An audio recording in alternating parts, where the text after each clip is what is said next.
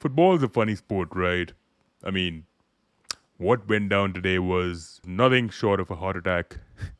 Gave me shivers. I was having a head loss at all times. In fact, I was doing a live stream and I think I lost my case so many times and it wasn't the easiest game to watch. It was quite frustrating as a fan of the club.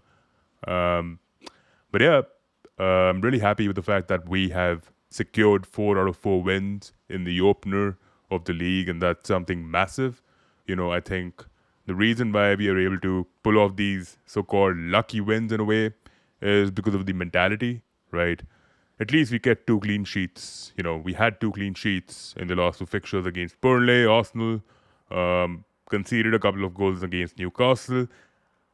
I just feel we as a squad are still getting up together. You know, uh, we still have a lot to improve upon, especially the connection between the players at times. I think Liverpool had a really sloppy start to the game against Burnley. I think Gravenberg, Van Dijk early on miscuing a pass, and their left winger took advantage of that. In fact, Burnley had nothing to offer going forward, right? But in those early moments in the 10 minutes too, I could see that Liverpool looked a bit nervous, maybe, or maybe it was complacency. There was something missing. The quality edge that you need in that squad to be knocking the ball around wasn't there. In fact, I felt what Arsenal had in yesterday's game, I think we were missing that. That punch, we were missing that punch. We took a lot of time on the flanks, especially Salah, I think. I think physically the guy has regressed. I think our legend of the club has regressed, unfortunately, and I'm not blaming him. I'm not criticizing him. It's just that he's coming of age. I think Onslaught will be looking to recruit a right winger. I think letting go of Ben Doak was a mistake. I think wasn't the best decision. But we do have a couple of people like Frimpong, Soboslai who can play in that makeshift role as a right winger. Yeah, but I haven't really been impressed with Mohamed Salah, no matter what he's done on the pitch.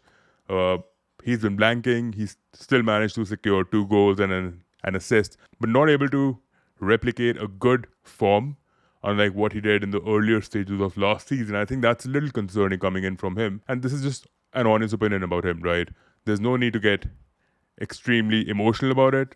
I'm just giving a realistic opinion about what I saw on the pitch. And I still feel Ekitike, as crafted as he looks, in fact, he completed 4 out of 4 dribbles today.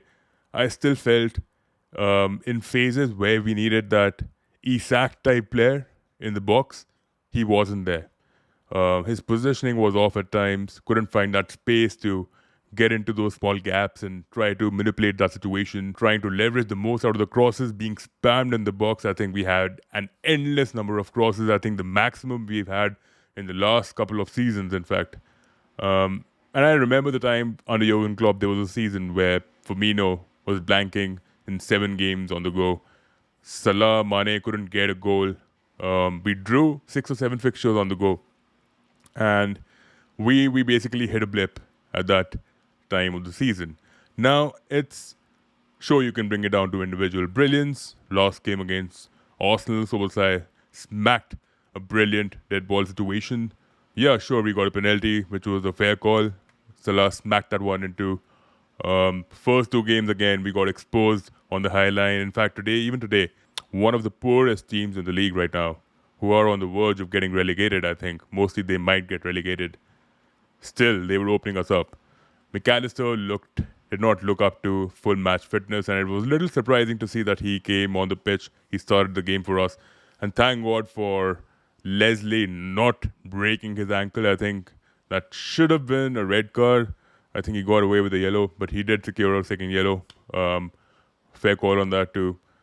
Yeah, Gravenberg, I think he was gliding past their defenses in such narrow spaces at times, which was really appeasing to my eyes. I think in those moments, I felt a little spark in us. I thought, okay, this is the situation where now we might just score something. We had a couple of opportunities from Konate, a header.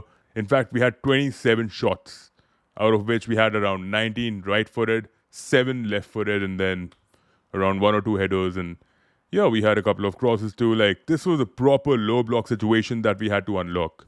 And we couldn't manage doing that. And then I thought we had a bit of resurgence with Andy Robertson coming on the pitch. I thought Yeah, sure, he's not going to be a long-term player anymore. He is in the twilight years of his career, and yeah, but I think Andy Robertson was really good, better than what Kirkes was. In fact, he secured a yellow.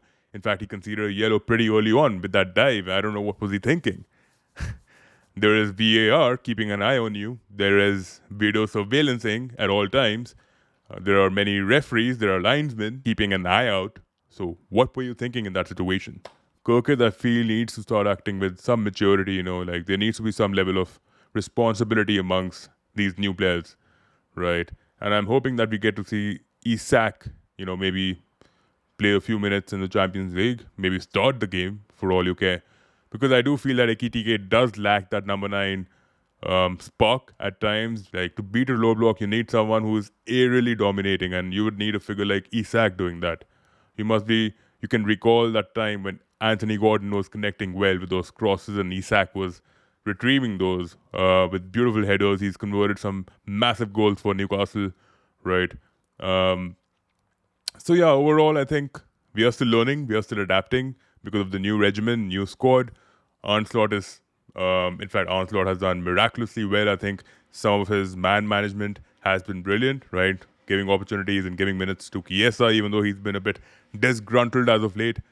But yeah, man, I mean, we got away with this one, to be honest, and we've been lucky in the first 4 fixtures.